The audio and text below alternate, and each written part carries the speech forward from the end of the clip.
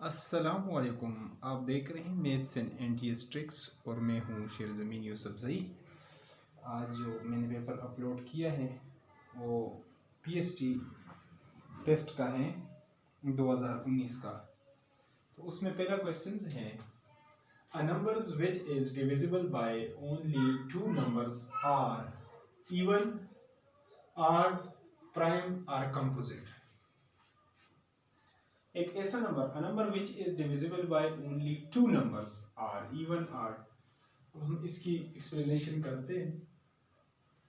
अब हमारे पास कोई नंबर है जो क्या है, a number which is divisible by only two numbers are, जो सिर्फ दो नंबर पर हो। फॉर एग्जांपल ये 3 है तो ये 3 अपने आप पर होता है और 3 सिर्फ 1 पर होता है। इसके टू ही फैक्टर्स है, दो ही नंबर पर ये सिर्फ डिवाइड हो सकता है। ऐसे नंबर जो सिर्फ अपना आप पर और 1 पर मतलब दो नंबर्स पर डिवाइड हो उसको हम कहते हैं प्राइम नंबर। ये इसकी डिफिनीशन है। प्राइम साइंटिस्ट भी था, उसके नाम में जो इन नंबर्स को लेकर आया था उसके नाम में भी ये कहाँ से स्टार्ट होते हैं, 1 ना प्राइम है और ना कंपोजिट है। ये भी एनटीएस में अक्सर पूछा जाता है। तो 2, 3, 5, 7 और 9 नहीं है 11। इस तरह प्लस 1 जितने भी नंबर्स हैं जो सिर्फ अपने आप पर डिवाइड होते हैं और 1 पर 2 है। 2 इसमें वाहिद इवन नंबर है जो प्राइम है, बाकी सारे जो है वो आड नंबर हैं, लेकिन सारे वो आड नंबर हैं जो सिर्फ अपने आप पर डिवाइड होते हैं और 1 पर। अब इसमें 9 नहीं है, 3, 5, 7, 11, क्योंकि ये प्राइम नंबर है। आड और होते हैं और प्राइम और होते हैं। तो प्राइम इसको इसलिए बोलते होते हैं कि इन नंबर्स को जो साइंटिस्ट लेकर आया था उसके नाम में भी प्राइम आता था, उस बिना पर इसको प्राइम कहते हैं। प्राइम नंबर वो होते हैं जो सिर्फ अपने आप पर और 1 पर डिवाइड होते हैं, लिहाजा इसके टू ही जो है ना टू ही नंबर्स हैं। इसके बाद यही क्वेश्चन अगले पेपर में एटीएस के जो फर्स्ट टाइम सेकंड टाइम उसमें इस तरीके से पूछा है, a numbers which is divisible bye a number other than itself in one is called o number। a number which is divisible by a number, उस नंबर पर डिवाइड होता है। a number which is divisible by a number other than itself in one is called। अब उसको क्या कहेंगे, for example 4 है, ये किस पर होता है, या 6 है तो ये 1 पर भी होता है, 6 2 पर भी होता है, 2 3s आर, 6 3 पर भी होता है और 6 6 पर। इसके 4 फैक्टर, इतने फैक्टर आ गए। तो ऐसे नंबर्स को हम क्या कह सकते हैं, उसको हम कंपोजिट नंबर कह सकते हैं। वो कंपोजिट नंबर कहलाता है जो जिससे दो या दो से ज्यादा फैक्टर, दो ये 3 या 3 से ज्यादा फैक्टर हो तो उसको कंपोजिट नंबर कहते हैं। ये भी एनटीएस का क्वेश्चन है, मोस्ट रिपीटेड। इसका पेपर मैंने 7 अपलोड किए, वहां पर आप जो है ना इस क्वेश्चंस को आप देख भी सकते हैं। साथ हमने सोल्यूशन भी बता दिया है और आगे आपके साथ और क्वेश्चन भी शेयर कर रहे हैं साथ साथ। अच्छा जी, अगला क्वेश्चन जो इस एनटीएस पेपर में रिपीट हुआ है वहां से आप पेपर में से देख भी सकते हैं। पेपर 7 हमने अपलोड किया है। तो इसमें है a scalene triangle dash a right angle triangle is always can be is never। तो ट्राइंगल्स की किस्में हैं हमारे पास, उसको हम बयान करते हैं ताकि ये एमसीक्यूज आपको बिल्कुल क्लियर हो जाए और इसके अंदर एक दो एमसीक्यूज और भी वो पूछ सकते हैं तो उसको भी हम क्लियर कर सकते हैं।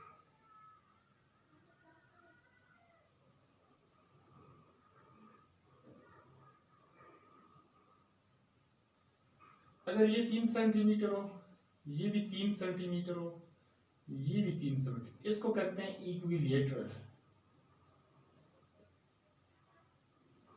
ट्राइंगल।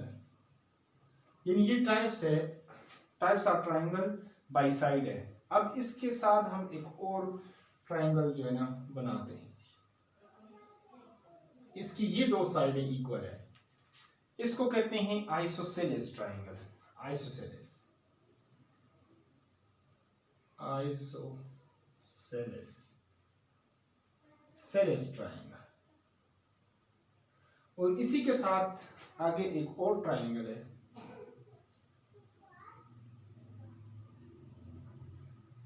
3, 4 और 5, जिसकी सारे साइडें अनइक्वल हो और जिसमें कोई एंगल 90 का भी नहीं है, तो इसने यही सॉल्व स्केलीन ट्राइंगल इसमें is never a right angle triangle. Right angle ये होता है राइट एंगल जिसमें 90 का एंगल हो। तो इसमें 90 का एंगल कोई नहीं होता क्योंकि सारे साइडें डिफरेंट होती है। तो इस बिना पे ये क्या हो सकता है, is always right angle, is can never be, is never a right angle triangle. तो जो स्केलीन होता है ये आपके पास नहीं होता। आगे हम एचसीएफ की तरफ चलते हैं।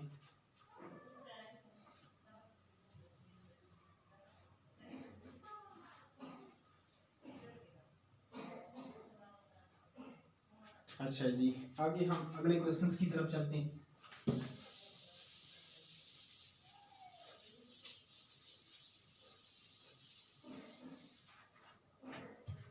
वो क्या है हमारे पास, HCF ऑफ 24, 18 and 48 is 24, 18 और 48 का HCF उसने पूछा हुआ है।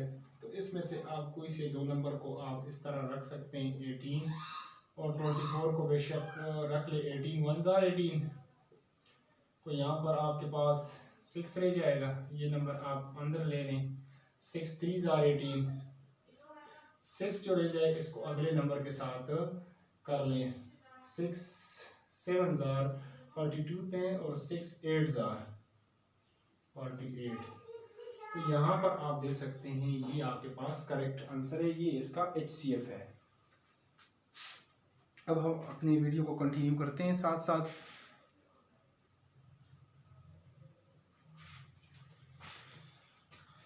अच्छा जी, अगला जो क्वेश्चन है, A triangles with all sides equals in length is called, वो ट्राइंगल जिसकी सारी साइडें इक्वल हो, इससे पहले ही मैं बता चुका हूँ, ये MCQ जो है ना वो सेकंड टाइम के पेपर में था, तो ये भी मैंने लिख डाला, जिसकी सारे साइडें इक्वल हो, ये और ये और ये, उसको हम कहते हैं इक्विलैटरल ट्राइंगल। आगे ही A number is divisible by 9 if the sum of its digit are divisible by 3, 6, 9 और 2। तो अब हम यहाँ पर एक नंबर ले लेते हैं, फॉर एग्जांपल 27 है, तो ये 2 + 7 = 9, तो ये नंबर 9 पर डिवाइड होता है, लिहाजा ये 27 जो है ये 9 1 जार 9 3 जार। इसी तरह हम ले लेते हैं 558 को एक नंबर ले लेते हैं, तो 5 और 5 10 10 और 8 18 18 बटे 9 9 2 जार।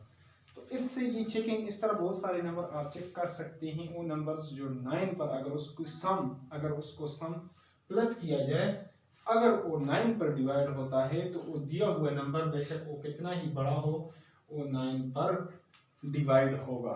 तो ये क्वेश्चन जो है ना इसी पेपर में से आप देख सकते हैं, ये क्वेश्चन जो है ना ये आया हुआ है PST टेस्ट में। बहुत ही इंपॉर्टेंट MCQs हैं, बहुत ही इंपॉर्टेंट जो है MCQs हैं आप PST टेस्ट के। इंशाल्लाह ये MCQs अगर आप समझेंगे तो 80% मार्क्स आप ले सकते हैं।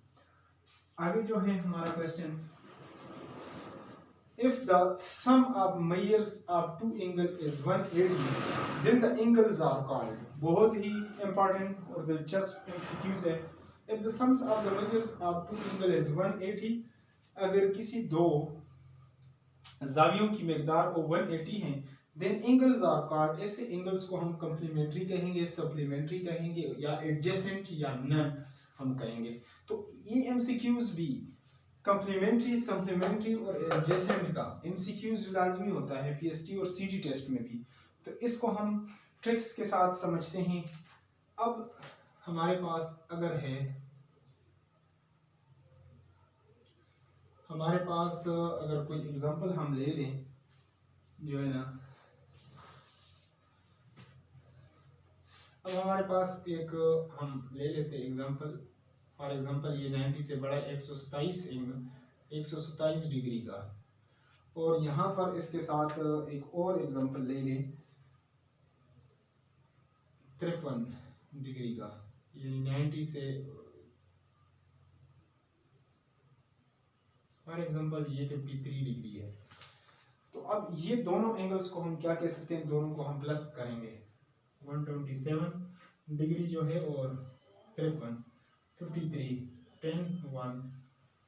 हाँ जी, अगर कोई दो एंगल्स का सम अगर आपके पास 180 आ जाए तो ऐसे एंगल्स को आप कहते हैं सप्लीमेंट्री, सप्लीमेंट्री एंगल्स आप कहते हैं। इसके साथ कॉम्प्लीमेंट्री क्या होता है, अगर किसी दो एंगल्स का अगर आप कर लें और अगर वो, अब ये है हमारे पास यानी 40 डिग्री है और इससे थोड़ा सा आप जो है ना इसको बड़ा कर लें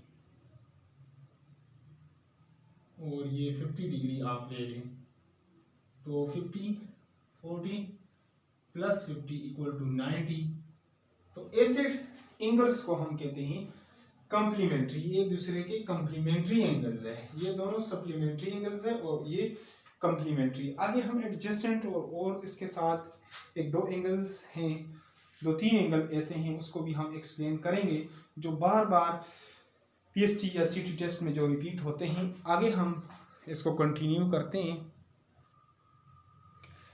आगे हैं जी अगला क्वेश्चन जो एनटीएस पेपर में आया हुआ है कई बार पीएसटी टेस्ट में, an acute angle is an angle which is greater than 0 and less than, वो एंगल जो 0 डिग्री से ग्रेटर हो और लेस देन अच्छा जी 0 से ग्रेटर हो, ऐसा एंगल जो क्या हो ग्रेटर देन 0 हो और लेस देन 90 हो, तो हम उसको क्या कह सकते हैं, यानी ऐसा एंगल फॉर एग्जांपल हम ले लेते हैं 45 डिग्री का एंगल जो है जो 90 से छोटा हो, तो उसको हम कहते हैं इक्विट एंगल। तो यहाँ पर आपके पास 3-4 option 180 degree, 30 degree, 360 degree, 90 degree. तो ये हमारे पास ट्राइंगल्स की जो एंगल्स की जो किस्में हैं, टाइप्स हैं, ये बहुत ही इंपॉर्टेंट है। हर बार इसमें से एनटीएस में पेपर आता होता है, एनटीएस पेपर में एक एमसीक्यूज या दो आते होते हैं। A process of writing a number into factors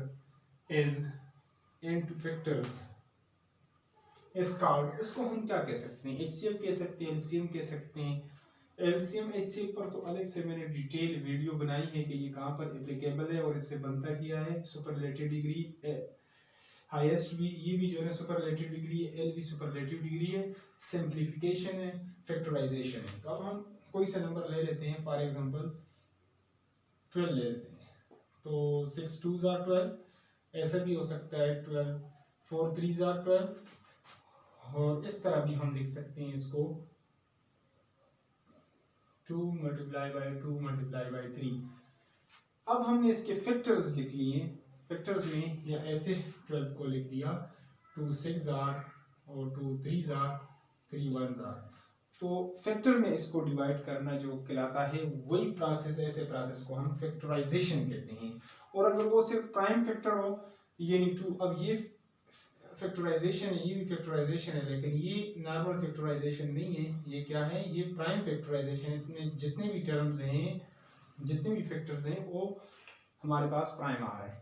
तो ये यहाँ पर जो इसका करेक्ट आंसर है फैक्टराइजेशन। ऐसे प्रोसेस को हम जो है ना फैक्टर में कंपोजिट नंबर को, right composite number in the form of factor is known as factorization. And what is prime factorization? Prime factorization is factorization in which we write a write a composite number as a product of prime number is known as prime factorization. इसी के साथ जो है ना हमारा ये lecture complete होता है। Thanks for watching the video.